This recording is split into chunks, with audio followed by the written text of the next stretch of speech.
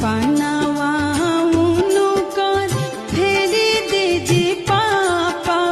फुलावा दिन छितारा पनावा उनु कर फेरी दीजी पापा फुलावा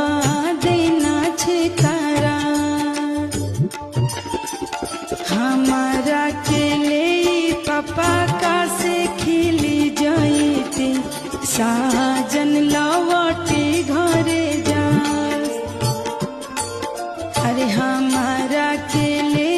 पापा जंघे बैठाइते साजन लव